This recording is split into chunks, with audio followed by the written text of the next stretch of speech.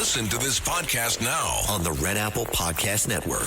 The Leadership Thread with Dr. Peggy Polonis. I'm Dr. Peggy Polonis. Join me on each episode where I unravel the story that shaped leaders, tracing the thread that led them where they are today. Because leadership isn't born in adulthood. And thank you once again for joining us on the Leadership Thread, education, ethics, and sustainability. Download all of Red Apple Media's podcasts right now through your favorite podcast platform.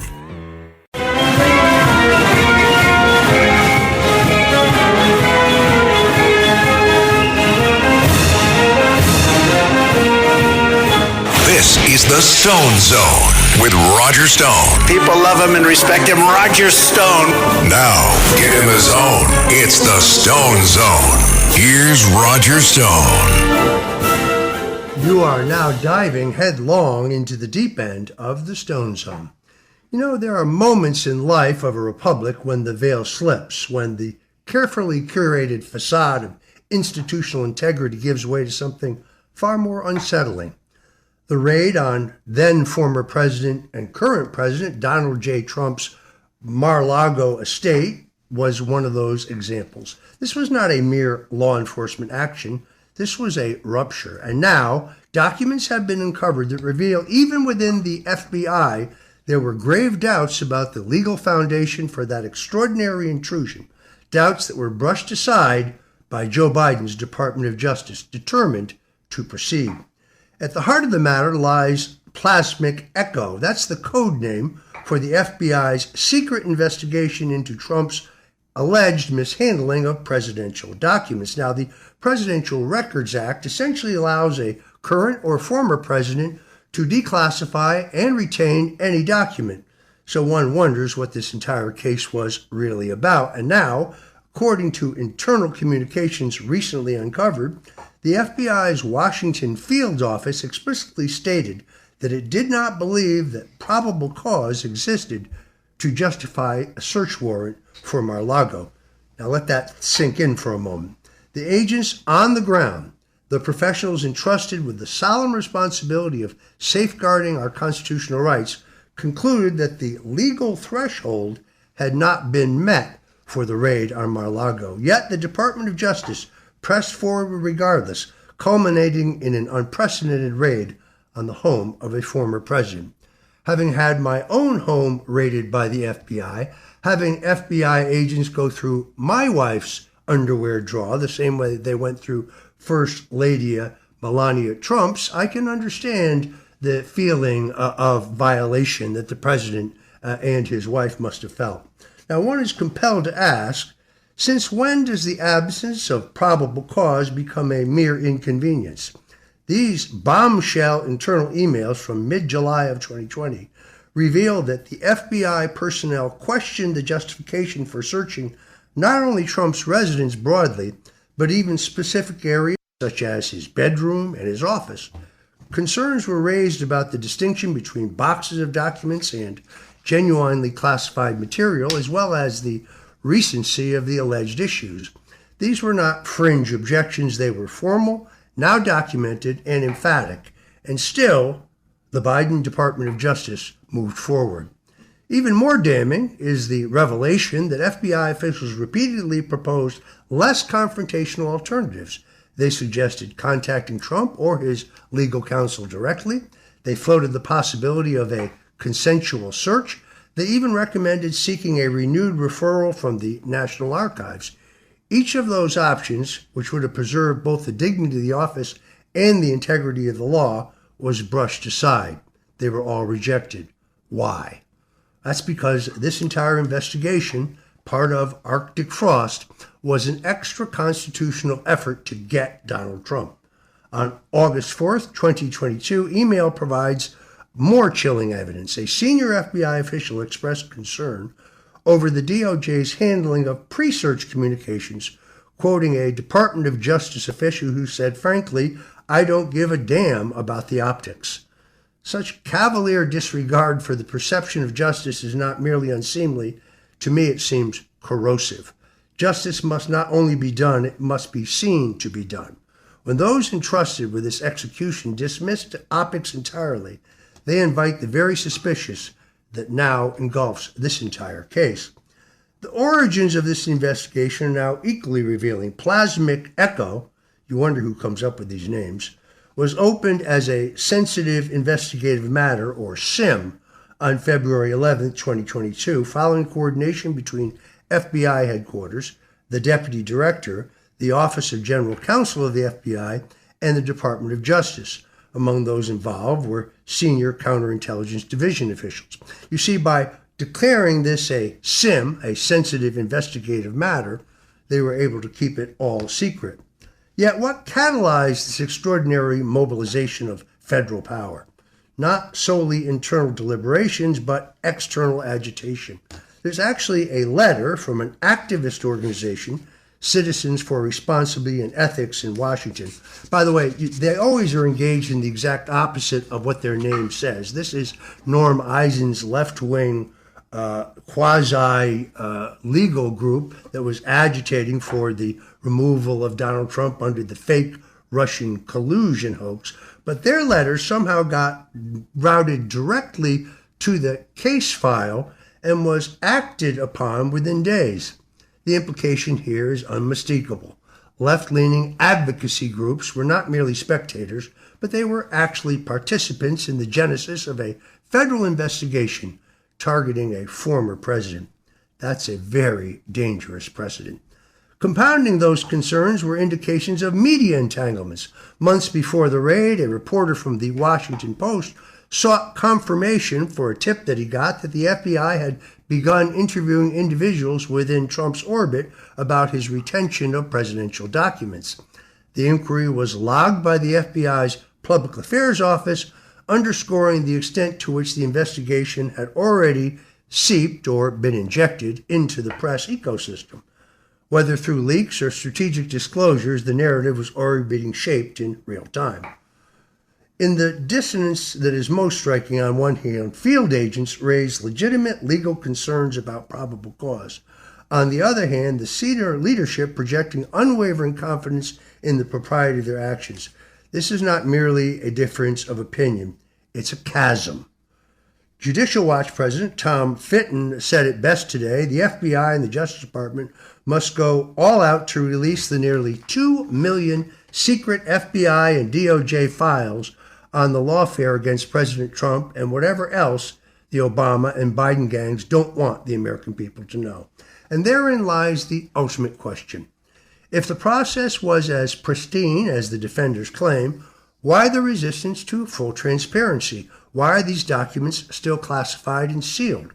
Why the hesitation to allow the American people to examine in exhaustive detail what actions were taken that justified the raid on a former president's home? In a constitutional republic, power must answer to the people. And when it doesn't, when it cloaks itself in secrecy while dismissing its own internal warnings, it ceases to be a guardian of liberty and becomes something else entirely, something far more dangerous. We'll be following this question extraordinarily carefully. The Supreme Court today heard arguments on the question of birthright citizenship. That is based in the 14th Amendment, the law that holds that anyone born on U.S. soil is automatically a U.S. citizen. President Donald Trump questioned that in an executive order during his first term, an executive order that was struck down by the courts. Now he has formally questioned it. The president is arguing that one of the two parents of a person born on U.S. soil must be a U.S. citizen in order for the newborn to be a U.S. citizen. Later on in the show, Don Brown, a former U.S. federal prosecutor, Navy JAG officer, and Pentagon counsel, also a nationally recognized legal and national security analyst, is going to join us for a breakdown of today's hearing and that entire issue. You're going to want to definitely hang on for that. Meanwhile, President Trump announced Tuesday that the U.S. military operations in Iran, dubbed Operation Epic Fury, are nearing a successful conclusion, with a withdrawal expected within 2 to 3 weeks, or possibly sooner. As I've said here in the Stone Zone multiple times, Donald Trump was elected as an anti-war president, and our actions in Iran are not a continuation of the endless foreign war, boots on the ground, massive U.S. casualties, and multi-billion-dollar payday for the defense contractors. They are something very different.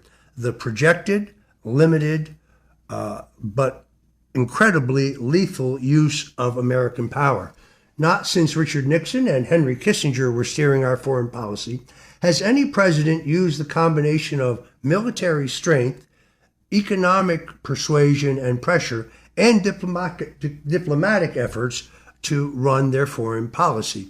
Speaking to reporters after signing a new election integrity order, President Trump made clear that the mission so far has achieved its primary objective, which was always stopping Iran from obtaining nuclear weapons. Just to be clear, that has been Donald Trump's position since 1988. That's when I first urged him to get serious about running for president. He has said it throughout his public career, and therefore there should be no surprise that he took the action in Iran that he did. The president also underscored his commitment to putting American interests first, signaling that responsibility for securing the strategically vital Hormuz Straits, from which at least 20% of the world's energy must float, will soon shift over to other nations that rely far more heavily on the region's oil flow than we do, as the conflict has shown us that our European so-called allies in NATO will not have our backs when it most matters. President Trump pointed out that maintaining constant U.S. involvement in such hotspots is neither sustainable nor necessary, nor the aim of his administration. President Trump stated, "We're finishing the job," noting that remaining operations will target key infrastructure to ensure lasting stability and deterrence. At the same time, President Trump left the door open for a negotiated settlement, always the businessman, remember the art of the deal, suggesting that Iran could avoid further strikes by coming to the table. Early reports indicate that commercial shipping is already resuming through the strait, a sign that U.S. efforts have restored a level of order in the region.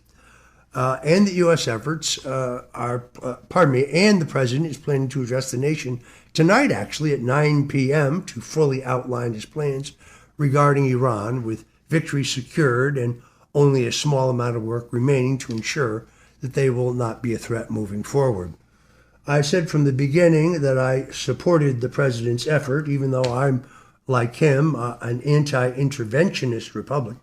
But I also don't think that this effort was going to be ongoing.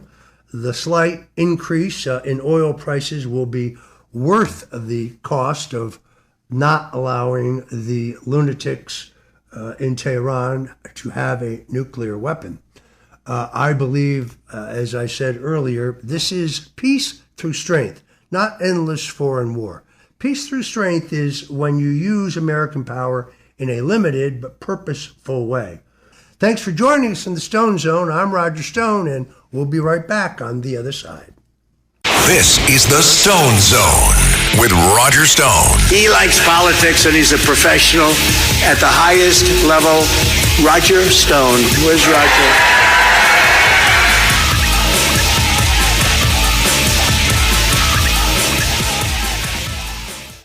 Let Century Management Solutions get you to your next medical appointment. They specialize in non-emergency medical transportation, connecting patients to care, safety, reliability, and on time. Their advanced technology platform seamlessly coordinates patients, healthcare providers, insurers, and transportation partners all in one powerful network. With over 200 trusted transportation providers, they deliver scalable solutions backed by real-time tracking and complete transparency. Go to SENTRYMS.com.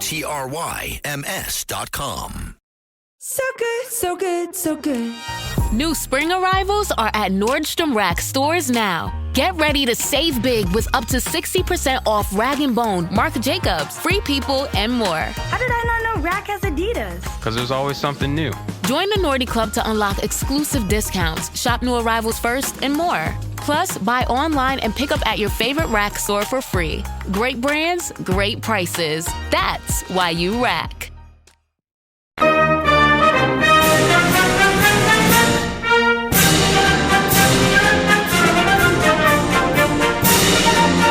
This is the Stone Zone with Roger Stone. Roger Stone, who's a one of the smartest political minds. Roger Stone was persecuted. People forget he's actually a brilliant political analyst. Now, get in the zone. It's the Stone Zone. Here's Roger Stone.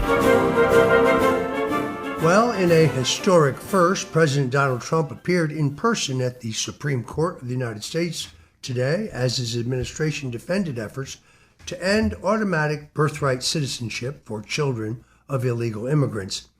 The case centers on President Trump's executive order challenging erroneous interpretations of the 14th Amendment, which have been widely used to grant citizenship to anyone born on U.S. soil. This has created a birth tourism racket that has led to a demographic overthrow of the country. The administration correctly notes that this policy has been abused for decades and was never intended to apply broadly to those in the country unlawfully. During 2 hours of oral arguments, liberal justices raised concerns about how such a policy would be enforced in practice. However, conservative justices signaled a willingness to revisit the issue. Justice Clarence Thomas emphasized that the amendment was originally designed to guarantee citizenship for freed slaves, not necessarily to create a blanket policy covering modern immigration scenarios. President Trump, seated in the front row alongside senior officials, did not speak during the proceedings, but later criticized the current policy, calling the United States the only country allowing such ridiculous and expansive citizenship rules. The case represents a long overdue effort to restore the original meaning of the Constitution and to secure America's borders. Critics, meanwhile, claim it would upend decades of precedent. A final ruling is expected. Just around the corner, Don Brown, a former U.S. federal prosecutor, Navy JAG officer, and Pentagon counsel, is going to join us to help break this issue down even further. Meanwhile, President Donald Trump has signaled that NATO may have outlived its usefulness and that the U.S. should consider pulling out of it entirely.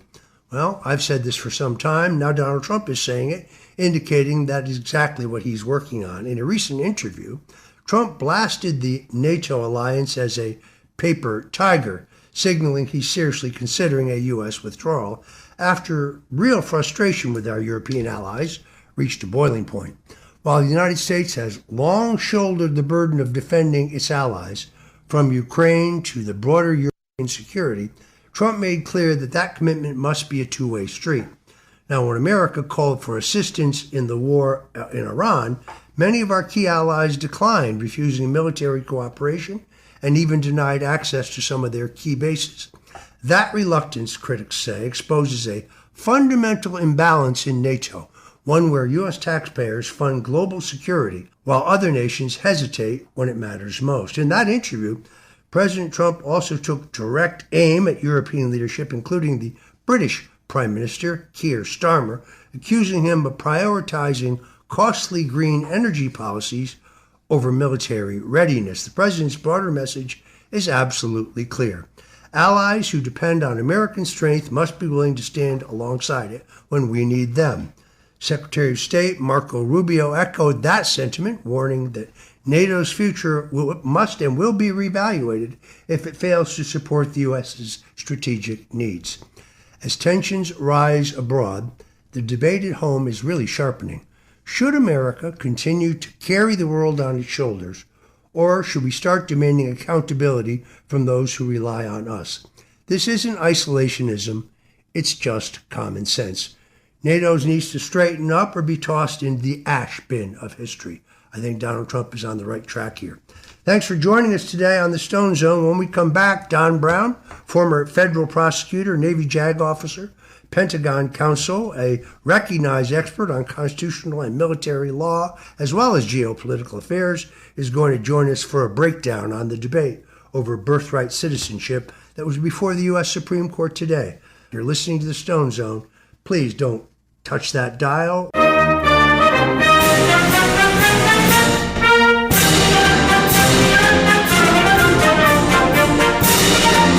This is the Stone Zone with Roger Stone. Roger Stone, who's a one of the smartest political minds. Roger Stone was persecuted. People forget he's actually a brilliant political analyst. Now, get him his own. It's the Stone Zone. Here's Roger Stone. Welcome back into the Stone Zone. Joining me now is a man for whom I have enormous personal respect. Don Brown is a former U.S. federal prosecutor, Navy JAG officer, and Pentagon counsel, but he's also a nationally recognized legal and national security analyst with extensive experience in constitutional law, military law, and geopolitical affairs. If you haven't read his best-selling book, Kangaroo Court, let me strongly recommend it to you.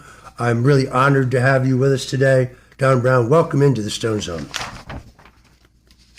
Honor for me. I appreciate the plug on Kangaroo Court. By the way, I have the personal thank you note that you wrote me when you read the book, and I keep it in my jacket all the time as a personal inspiration. So you're an inspiration to me, too, and I appreciate being here today. Very, very kind of you to join us. So what did you make of the arguments before the Supreme Court here? First, let's kind of set the table. Birthright citizenship is essentially the concept that says that any individual born on U.S. soil is automatically a U.S. citizenship. It's, according to many on the left, guaranteed by the 14th Amendment of the Constitution, which was ratified in 1868. This was primarily intended to grant citizenship to formerly enslaved people after the Civil War and after the overturn of the Dred Scott decision. But as I said earlier, it's turned into something very different. We have a booming tourism industry here in which people come to the country so that their children will be U.S. citizens entitled to the rights and privileges thereof. You're right, Roger, and the booming tourism industry you're referring to is largely from communist China, and it's a big problem. But it really goes back to the Congress's attempt to deal with the issue of the children of slaves at the end of the Civil War, and of course the citizenship clause was put initially into the 14th Amendment, and the principal author of the 14th Amendment, Senator Lyman Trumbull of Illinois, who was a personal friend of Lincoln, said in the congressional record that citizenship was only to be granted to children of emancipated slaves for that generation. American Indians were specifically excluded, and the language had to do the language. All persons born or naturalized in the U.S. and subject to the jurisdiction are citizens. But the Civil Rights Act just 2 years before that, 1868, was even stricter on limiting a birthright citizenship and used the phrase children born not subject to any foreign power. And so it was pretty clear in the early days, and especially after the 14th Amendment and the 1866 Civil Rights Act, that just, anyone born here of legal parents don't get the right of citizenship.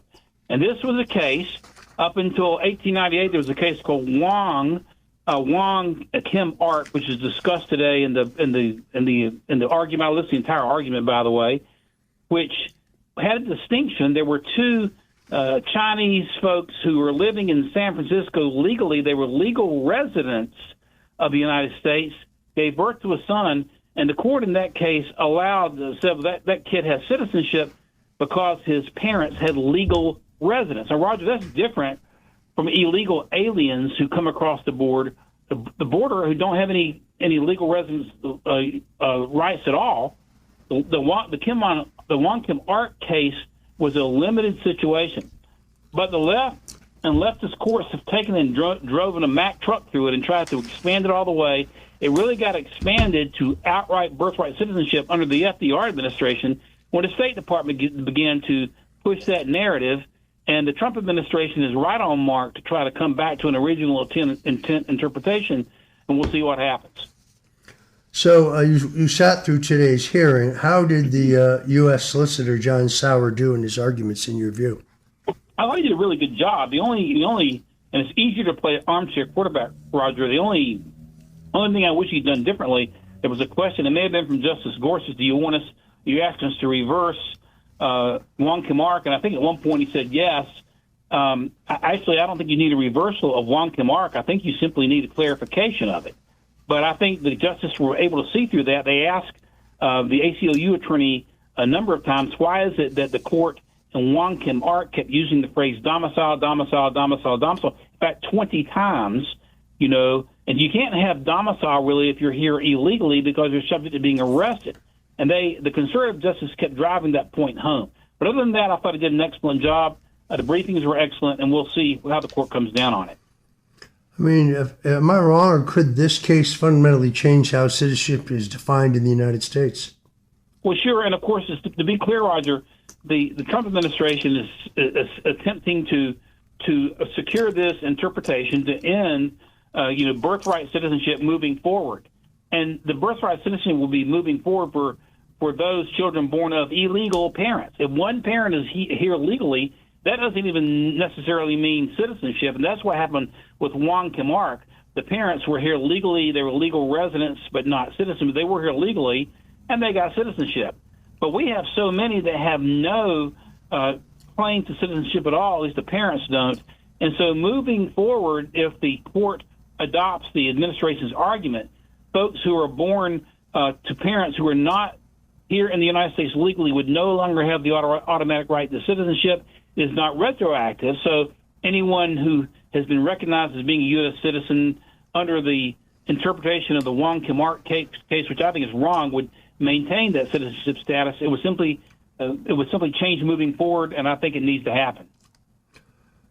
So basically, you're arguing, and I agree, that the courts have overstepped their authority in this matter for decades, which is part of a broader pattern of judicial overreach that we see across the board in America today. Oh, absolutely, absolutely, and not just the courts, but the Roosevelt administration began pushing this birthright citizenship thing, and now what you're having is certain courts latching on to those cases and interpreting them in a different way. But if you think about it, Roger, from a common sense standpoint, none of the nations of Europe have birthright citizenship. The principal argument really that the ACLU is making today was that Britain once had it. If you were born on British soil, you were deemed to be a citizen of the sovereign.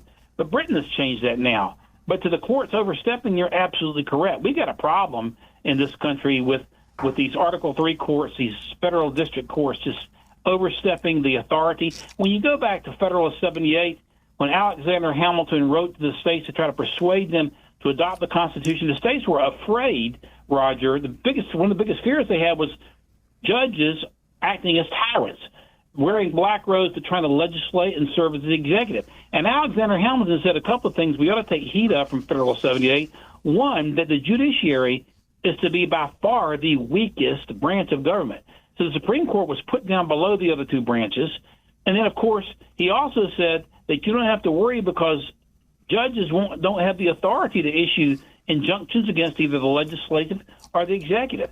And the Constitution clearly gives the authority for immigration and naturalization to the legislature and to the executive and not to the courts.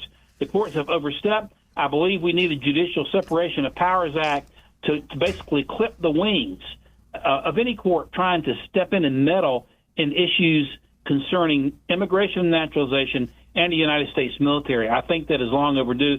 Congress has the power to do it. The question is, do they have the guts to do it? I wondered if you had a view on this decision by a D.C. judge halting the construction of the ballroom that President Trump is building within the White House compound, the White House Executive Office compound in Washington, D.C. Sure, it's a separation of powers issue, Roger. The Constitution divides our government into three branches. The Supreme Court is a branch of government, but the executive has the authority to operate within the agencies under the executive, and that's what this is. And so to have a judge step over and to insert that court into the decision-making of the President of the United States on an executive matter, on an administrative matter, essentially, is judicial overreach and is a violation of the time-honored doctrine of separation of powers. These federal judges, Roger, have got to be brought under control. Congress has the ability to do it. I saw the other day that we had defunded the immigration court in San Francisco because they'd gone out of control with so many very, very liberal decisions. Congress has the ability to rein these judges in. The question is, will they do it? But it's a separation of powers problem. Yeah, this is a long pattern. First, we found some obscure New York-based court that actually rules that the President of the United States doesn't have the authority to negotiate a tariff agreement with another country. I mean, where do they come up with this stuff? It is really quite extraordinary. The president seems to have won more than his share of these cases before the Supreme Court, but it is clearly that they're running a game of judicial tyranny. They lost the election. The No Kings rally is kind of amusing. Let me get this straight. The party who nominated Kamala Harris, who didn't receive a single vote from not a single primary voter or caucus voter or delegate, she was just anointed. That party is calling Donald Trump, who won an election with a record number of votes, a king. The whole thing seems upside down to me. It is. The Democrats, they call you what they are. So they disagree with you politically, they call you a racist. You know, they are the party of tyranny themselves. They say that you are a king. If Donald Trump left the White House, after the 2020 election, even though he won the election, in my view, and I've delved very deeply into that, if he were a king and a tyrant, he would have stayed in the White House and called it the National Guard. But don't let the facts get in the way. I want to know, Roger, with regard to these No Kings protests, who is behind the funding of all this? I mean, it's analogous to what we saw with all the George Floyd riots, and all of a sudden brickbats show up. Now, we haven't seen brickbats so much, but somebody's paying for the signs and somebody's coordinating it. Who's behind it and what's their objective? I think the people have a right to know. Actually, I did a little research on this. There are over 300 NGOs that were involved in the funding of the No Kings operation. So the idea that this was some indigenous grassroots uprising, if you looked at them, the average age of the protesters was about 80. A lot of them had pink hair. But it is very clear that this was AstroTurf. And I think I'm really very hopeful that J.D. Vance and the Secretary of the Treasury, Scott Bessent, who I think is really among the president's very best appointees, will get to the bottom of U.S. taxpayer financing of these completely political, non-government organizations who they always have very highfalutin and democratic-sounding names, but they're very rarely committed to the goals stated in their title. How much of our money is going to subsidize people who are calling for violence against the United States? We had a demonstrator in San Francisco, I believe it was, or to take it back, Los Angeles, who spray painted, "Kill your local ICE agent" on a federal building. Who paid for that? Who's paying for the flatbed trucks? Who's paying for the buses? Who's paying for the pallets of bricks? Who's paying for the lawyers who immediately show to bail out the very few people who get arrested? I really think it is essential the administration get to the bottom of that. This is not how the American taxpayers want their money spent. Oh, there should be an aggressive investigation. Elon Musk made the comment, or worse to this effect, that many of these NGOs basically are set up just to funnel federal tax dollars, our tax dollars, into leftist organizations. We had a decision, or a sentencing decision, come down from Minnesota yesterday in connection with this Somali, food fraud case, where you have an umbrella NGO taking money from the Department of Agriculture, and of the 79 defendants under that umbrella organization, 72 were Somali, and they're billing the federal government for meals and for catering services where there's no caterer, and they're just pocketing it all. When we come back, I'm going to ask Don Brown about the executive order President Trump signed today in an effort to tighten the controls on mail-in ballots, a system long used by Democrats to cheat through ballot harvesting. You're listening to the Stone Zone. I'm talking to my friend Don Brown, and we'll be right back. This is the Stone Zone with Roger Stone. He likes politics, and he's a professional at the highest level. Roger Stone. Where's Roger?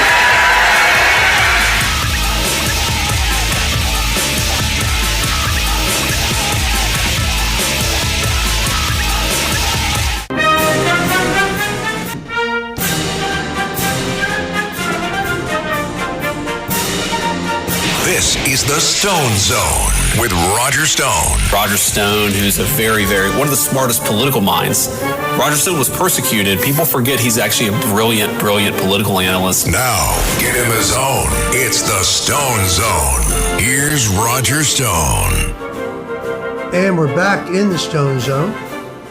We're talking to Don Brown, former U.S. federal prosecutor, Navy JAG officer, and Pentagon counsel. He's a nationally recognized legal and national security analyst with extensive experience in constitutional law, military law, and geopolitical affairs. Don, you've done a lot of research and a lot of talking and writing about election integrity. Today, the president took decisive action to restore confidence in elections, signing a new executive order aimed at tightening controls on mail-in balloting, a system that I think has long been used to cheat the vote through ballot harvesting. Speaking from the Oval Office, the president emphasized a core principle, saying, if you don't have honest elections, you can't have a nation. The order reflects the president's ongoing commitment to election integrity, a central issue that remained in the forefront of the MAGA movement since the famous election steal of 2020. Now, under this law, the Department of Homeland Security will compile a verified list of U.S. citizens eligible to vote in each state. Only individuals on the list will be permitted to cast absentee ballots, ensuring that ballots are tied directly to confirmed citizens. Additionally, ballots would also feature secure envelopes with traceable barcodes. My question, Don, is since the election laws are generally done by the states, does the president have the authority under federal law to mandate this across the country? Well, I believe so, and I'll tell you why. First, you're correct. The Constitution contemplates that the states run their own elections at Article 1. But then we get into the issue of mail-in ballots. And mail-in ballots, in my opinion, have been one of the ripest, cancers for voter fraud. I have a friend of mine in Oregon, a Republican, who said, "Well, mail-in's easy. You just drop it in the mail." And I said, Chip, how many times have Republicans won since you guys in Oregon started that? But that's beside the point. The point here is when the Democrats began to push the concept of mail-in ballots, what method did they use for the mail-ins? They used the United States Post Office. Democrats brought the federal government into local and congressional and federal elections by using the post office as the means for delivering mail-in votes and collecting them. Who is the commander-in-chief and who is the head of the executive branch? The post office is under the executive branch. The president of the United States has full authority to issue executive orders to agencies operating in the executive branch, and therefore can and has signed an executive order to try to curtail the fraudulent voting. So the Democrats are going to come attack this, trying to use the argument that you suggested it should be vested with the states. But this is an executive order to a federal agency of the United States government, which doesn't violate anybody's constitutional rights. It's not an unconstitutional order. What is unconstitutional about ensuring that only American citizens vote? So I think the president is on solid legal ground here, and I think this is where you're going to see the issue break down. But understand, when I say break down, I mean this is where the line of demarcation is going to be between left and right when we get into the courts. But what I told some of the folks on Newsmax today, I was discussing this earlier in another interview. If you want to deal with this problem altogether, then you end mail-in voting altogether and end the post office's involvement, and then you don't have to worry about it. But if you're going to bring the federal government in and bring a federal agency in, the president has the ability to issue executive orders that don't violate the law, and that's exactly what he's done here, in my opinion. It astounds me that today there are 50 votes in the U.S. Senate for the SAVE Act, sometimes called the Save America Act, which simply requires that one be a U.S. citizen in order to vote in a federal election, and that one have a photo ID. And we can't get that to the floor for a vote because of an antiquated Senate rule, the filibuster rule. The real problem here are not the left-wing socialist Marxist Democrats. The real problem are the gutless, feckless, weak-kneed, lily-livered, white wine swilling, country club belonging establishment Republicans who just don't have the guts to stand up for this country. All right, I'm afraid we have to end it there. I want to thank my guest, Don Brown. Once again, I want to highly recommend his book, Kangaroo Court. That's about it for us today in the Stone Zone, folks. Until tomorrow, God bless you and Godspeed. We're here 5 days a week talking about history, politics, politics, politics, and politics. Talk to you tomorrow. Let me tell you about ProHealthConnect.com. It's transforming healthcare payments, providing retailers a seamless process for over-the-counter and healthy benefit programs. By connecting retailers, health plans, and payment processors, ProHealth Connect creates one powerful, unified network. They empower independent grocers and pharmacies to accept health benefit cards without changing how they do business. With over 10,000 locations nationwide, helping more than 1.3 million people access the care and nutrition they need. Go to ProHealthConnect.com.